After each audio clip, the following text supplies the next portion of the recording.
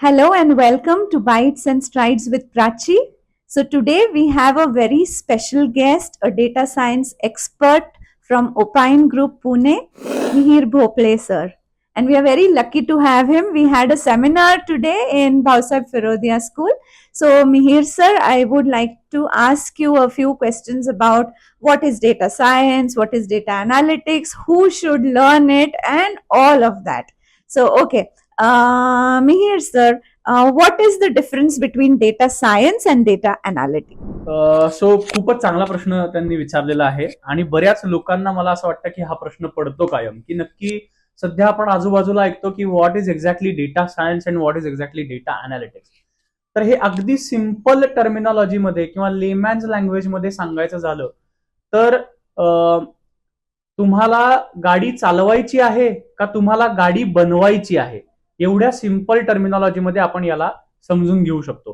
म्हणजे मला point A पासून पॉइंट बी पर्यंत जायचं असेल तर मला गाडी चालवायला शिकावं लागेल. पण मला स्वतःची गाडी बनवायची असेल आणि मला स्वतःच्या प्रॉब्लेमसाठी किंवा मला समजा आता बिल्डिंग वरती गाडी चढली पाहिजे असा माझा ऑब्जेक्टिव्ह असेल तर मला माझी गाडी बनवावी लागेल. यासाठी गाडी बनवणं हाच एक ऑप्शन राहील. असलेल्या गाडीवरती मी बिल्डिंग वरती चढू शकणार नाही. यासाठी मला डेटा सायन्स या फील्डकडे बघितलं पाहिजे. हे आपण लेमॅन्स लँग्वेजला समजण्यासाठी ज्यांना गाडी चालवायची आहे, that is point going forward to from point A to point B, त्यांच्यासाठी डेटा अनालिटिक्स. आणि ज्यांना गाडी बनवायची आहे किंवा ज्यांना स्वतःचे मॉडेल्स डेव्हलप करायचे, प्रेडिक्टिव्ह मॉडेल्स असतील, AIML चे मॉडेल्स असतील, या सगळ्यांसाठी गाडी बनवणं ही टर्मिनॉलॉजी आपण यामध्ये वापरू शकतो.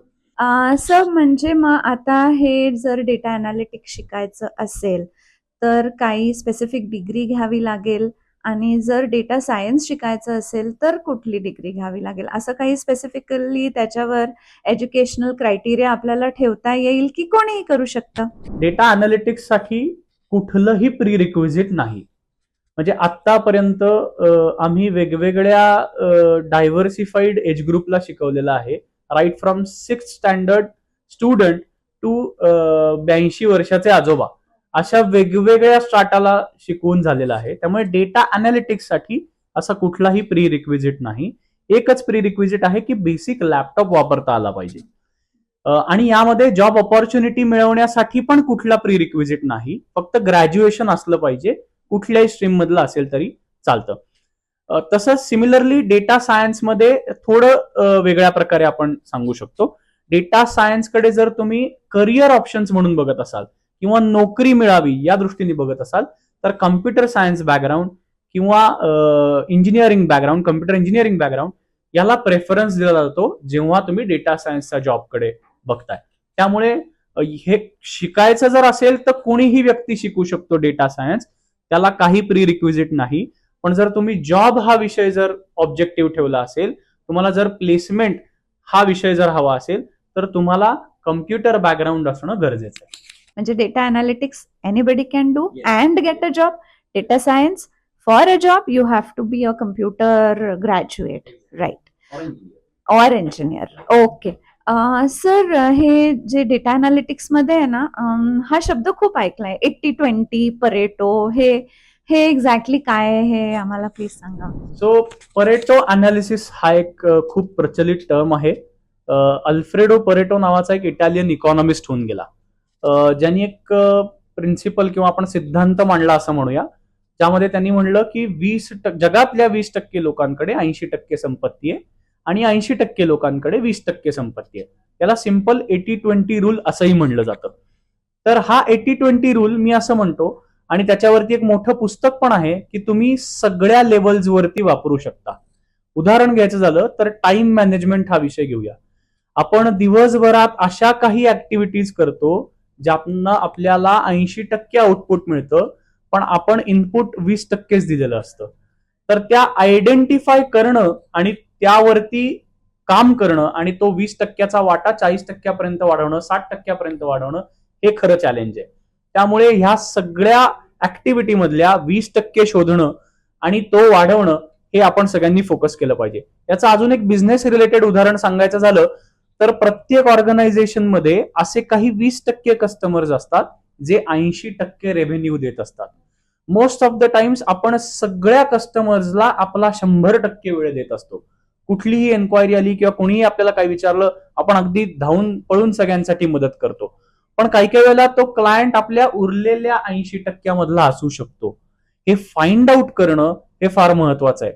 आणि याच्यासाठी मला असं वाटतं की डेटा अनालिटिक्स नक्कीच तुम्हाला शिकावं लागेल, जेणेकरून तुम्हाला हे सगळ्या लेवलवरती 80-20 रूल कसा अप्लाय करायचा हे अगदी सहज कळू शकेल. आणि सर आता एक लास्ट प्रश्न की स्टुडंट्सने आता एक्झॅक्टली काय करावं आणि असं म्हणतात की आता सगळ्यांचे जॉब्स जाणार आहेत, तर कुठल्या जॉब्सवर कॉन्सन्ट्रेट करावं, कुठले जॉब्स नाही जाणार, की हे सगळं खोटं आहे की जॉब जाणार आहेत AI मुळे? आपण बऱ्याच जणांना पडलेला प्रश्न आहे आणि बऱ्याच वेगवेगळ्या फोरम्स वरती बोलला गेलेला आहे. सध्या AI मुळे जॉब जाणार का?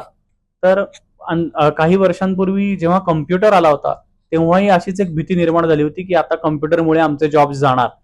तर त्यावेळेचा जर पॅटर्न आपण बघितला तर जॉब्स गेले नाहीत, तर उलट जॉब्स वाढले. ज्यांना ज्यांना संगणक किंवा कम्प्युटर येतो अशा सगळ्यांचे जॉब्स वाढले आणि त्यामुळेच IT आज एवढं पुढे गेलेलं आहे.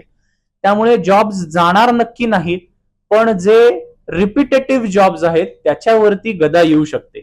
त्यामुळे हे एक्झॅक्टली चांगल्या प्रकारे शिकणं, AI जसं तुम्ही म्हणलात, आर्टिफिशियल इंटेलिजन्स हा विषय चांगल्या प्रकारे हाताळणं, तो चांगल्या प्रकारे शिकणं, आणि यामध्ये बऱ्याच लोकांना ही टर्म माहिती असेल, प्रॉम्प्ट इंजिनिअरिंग, की त्या AI ला जेवढे चांगल्या प्रकारे आपण प्रॉम्प्ट देऊ तेवढं AI आपल्याला आउटपुट चांगल्या प्रकारे देणार आहे. किंवा आता AI एजंट्स हा विषय नवीन आलेला आहे. तर हे सगळे विषय आपण शिकलो तर आपणच ज्या क्षेत्रात काम करत आहोत ते ऑटोमेटेड किती चांगल्या पद्धतीने करता येऊ शकतं आणि आपला कसा चांगला वेळ वाचू शकतो यामध्ये आपण नक्कीच आपली नोकरीही टिकवू शकतो आणि बऱ्याच चांगल्या गोष्टीही करू शकतो फार कमी वेळामध्ये. आणि विद्यार्थ्यांसाठीचा जो प्रश्न होता, मला असं वाटतं सध्याच्या विद्यार्थ्यांनी या क्षेत्रामध्ये एकतर पहिले त्यांच्या रिकाम्या वेळामध्ये या रिलेटेडचे सर्व जे काही कोर्सेस असतील किंवा कुठनंही जे काही नॉलेज मिळत असेल ते हँड्स ऑन शिकून घ्यावं. कारण येणारं हे जग हे आता data analytics, data science, AI, ML या सगळ्या विषयांच्या भोवती फिरणार आहे. तर या सगळ्या विद्यार्थ्यांनी या विषयाचा आढावा घेऊन यामध्ये जास्तीत जास्त काम केलं पाहिजे. आणि हे जेवढं कमी वयामध्ये करता येईल, जेवढं कमी वयामध्ये तुम्ही शिकाल तेवढं तुम्हाला कामाच्या संधी चांगल्या मिळत जातील आणि जास्त मिळत जातील. कारण जेवढ्या कमी वयात आपण शिकतो तेवढ्याच कमी वयामध्ये आपल्याला ऑपॉर्च्युनिटीवरती काम करायला संधी मिळते. तर हे जेवढं लवकर तुम्ही आत्मसात करून घ्याल तेवढं तुम्हाला तुमच्या करिअरमध्ये नक्कीच फायदा होऊ शकतो. Thank you, sir, for your valuable tips. And stay tuned to Bites and Strides with Prachi. See you very soon.